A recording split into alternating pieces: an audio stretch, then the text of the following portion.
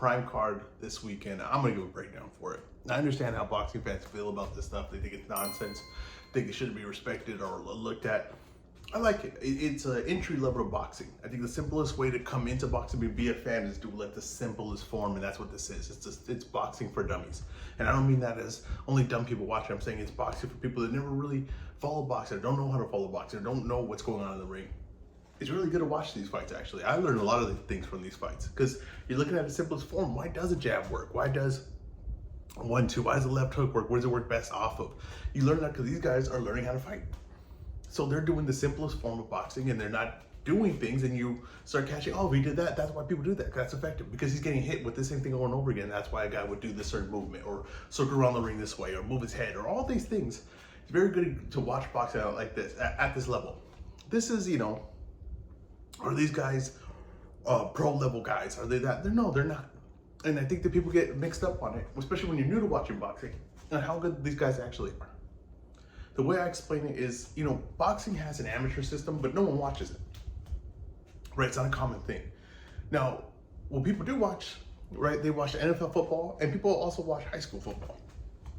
If you went to high school, you went to a few games. If you had a kid and they played high school football, you went to a few games. You had family members, right? You go and do that. And the thing is with boxing is you're only seeing the pro level of it, right? So if you're only seeing the pro level of it, you're kind of assuming that it's the pro level and everyone else looks like trash. There's no other person that can throw a competent punch unless you are a pro boxer. There's a lot of reason why MMA guys, people think MMA guys can come into boxing and be effective. Because, hey, he throws a punch, that guy throws a punch. What's the difference?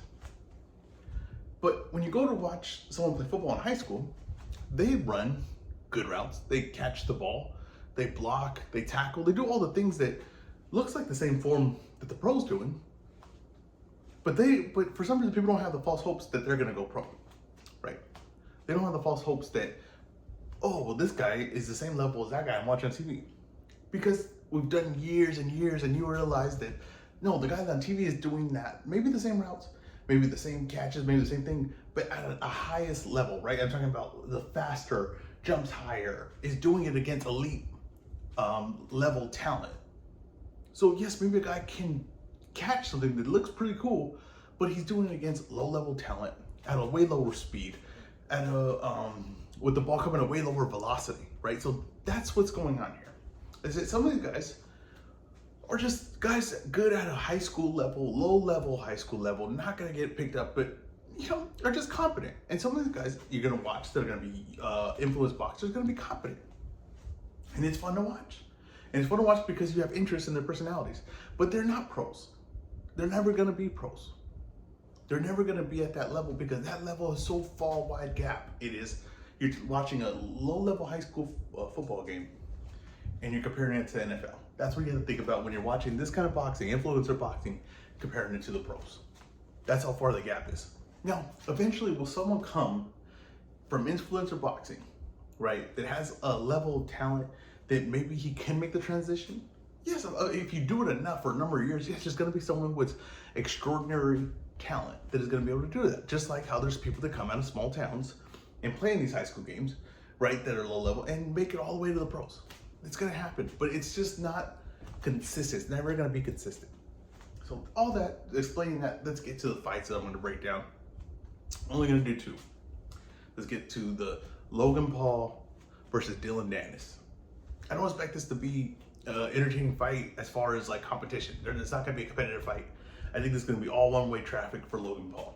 Now, Logan Paul, his style is just like kind of like a guy that's just like natural athlete, right? When he starts to box, if you watch anyone, you go to any gym, and there's a guy that just starts to box, and he's kind of an athlete. The natural instinct for a lot of these guys, because they watch on TV and stuff like that, is to try to fight like Ollie. It's just natural. You'll see it 1,000 times if you're in a gym long enough for a guy that comes and is a natural athlete. Now, if you see here are just examples of guys who are natural athletes, and the first time they learn how to punch, like I remember they said John Jones, oh, the first time he came in, he was doing stuff that he saw Muhammad Ali do. And people think, oh, wow, that's great, you know what I mean? But that's pretty common for a guy that's an athlete to do. So that's what kind of Logan Paul does. I don't think Logan Paul really knows what he's doing. I don't think he really has a strategy on what he's doing. I just think he's just kind of a react type of guy.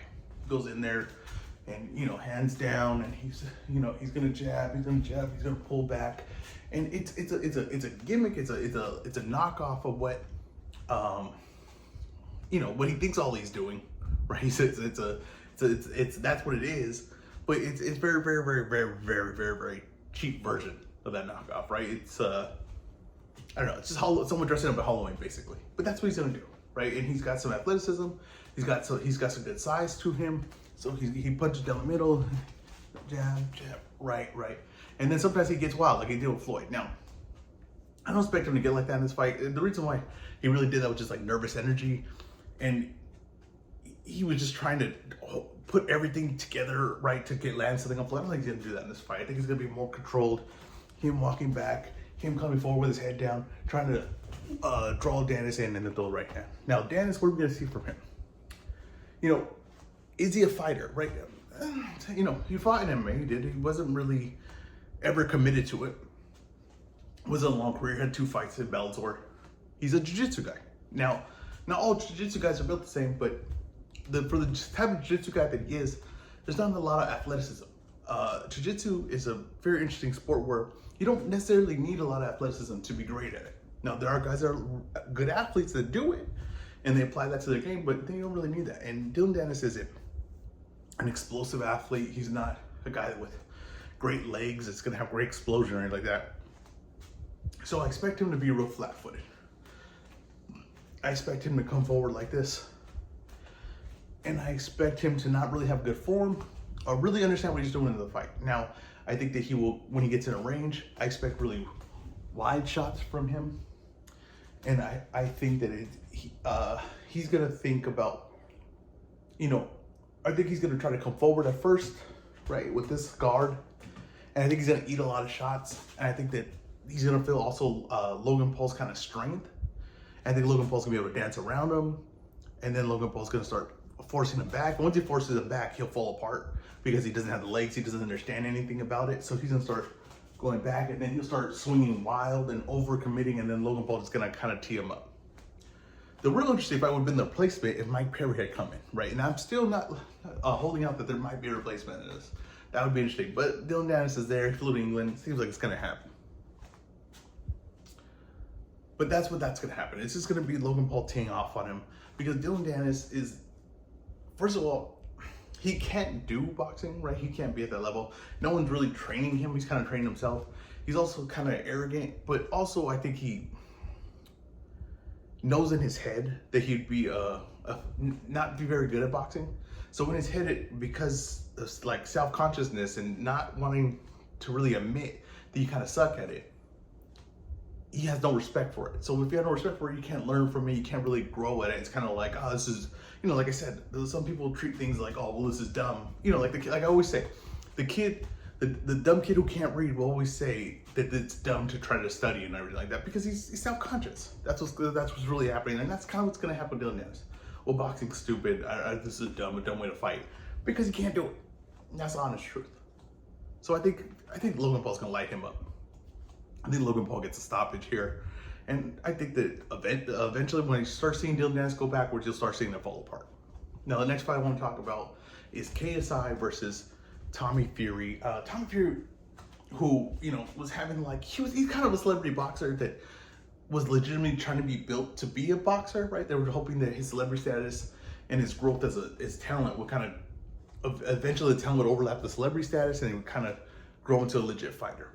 Now, I don't think that was going in that way, in that path, right? And eventually he was going to start facing maybe realer guys and he was going to start losing. But then, the blessing came, is that influencer boxing started blowing up while Tom was already doing his career. And no matter, I don't care, the thing of Tom Fury is he's a low-level pro boxer, low level, but he's higher than any influencer boxer. So it was a perfect thing that happened where this influencer boxer blew up, and Tommy Fury already had kind of like a name. His brother was Tyson Fury. He had did reality shows, got the look, but he's already been boxing. He's been in legit gyms and sparring legit competition and really working on his skills. So he was already ahead of the game. Sometimes ahead of the game, and maybe the market isn't built around you, and then you're fortunate enough, right? Timing is everything, that the market gets built around you. And now the influencer market is built around him. So he gets the Jake Paul fight. And I'm just thinking, like, as I'm watching, as I'm breaking that one down, I'm just like, this should be easy money for him.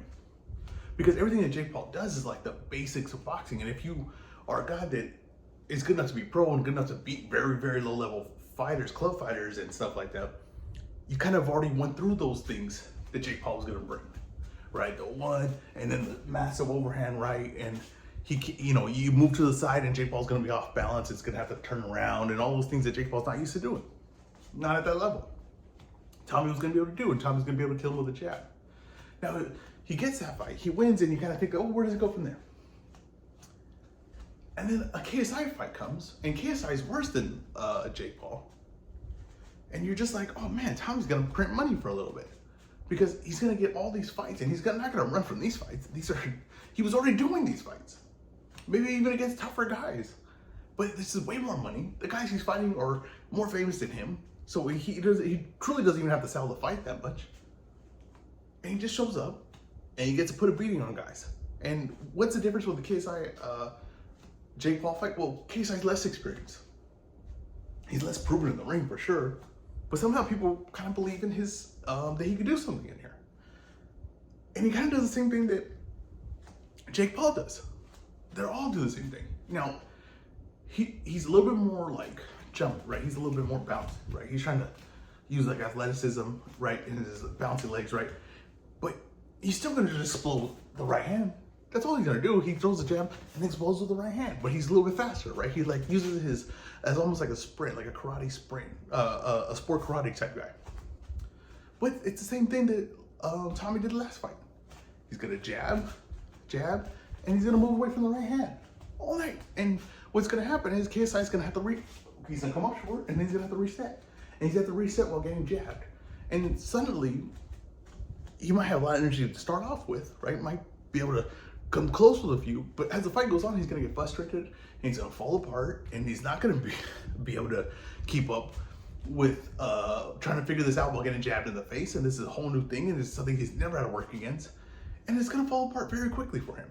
And then if Tommy Fury is willing to do this and is kind of be able to see it, he can kind of start pushing KSI back, right? So you're moving away from the right hand. I'm moving this way, I'm moving away from the right hand, and then I jab, right? And then I jab, and then I kind of start stepping into the jab, right? Because the guy's not going to stay there, right? Getting jabbed, he's not going to just, oh, let me just take this. No, and then he's going to start moving off the spot. And then once, like I said, with Dylan, these guys aren't good enough. Once they start moving off the spot, KSI is going to be useless. Then he start going to his body. Then you work up, and Tommy should get a stoppage here. I think that's what should happen. Now, will he do that, or will he just be comfortable, landing a jab and just winning the fight like that and win at distance? We'll have to see. I think he gets a stoppage here. I don't think KSI is as good as Jake Paul. I don't think he's at that level. I think he would struggle with a lot of guys that Jake Paul beat. And I think that Tommy Fury can really put shots together. Like, he has some skills and he has some abilities in there. I think he's going to get a stoppage here. I think he's going to make KSI look foolish in there. So I think Tommy Fury's going to win. I think Logan Paul's going to win. And I think they're eventually going to fight each other. And I think that's the build-up at the end of that night of this prime card is going to be Tommy Fury versus Logan Paul to avenge not only his brother, but now his business partner, now his friend at KSI. And Tommy just keeps printing money. And I guess all these guys keep printing money. And Tommy just, like I said, sometimes you're going this way that no one is there, and there's nothing for you, and there's no avenue that people see, and then suddenly the structure is built around you, and you get to be a star in it. And that's what happened to Tommy Fury. That's just what happens. Sometimes in life, you just keep going in a certain direction, you just hope that things, life's kind of like this, right? And then you go this way, but you got to ride the highs. And right now, Tommy hit a jackpot. He worked, he got to this point, he got fame, he got his brother, and he kept boxing, kept learning how to box, kept fighting on his cards, and suddenly now he's just gonna ride the jackpot and keep finding these influencers until he runs out of names. So it's a good spot to be in. Bet Logan stoppage, bet Tommy stoppage, and they will meet up, and I'll do a breakdown of that fight when they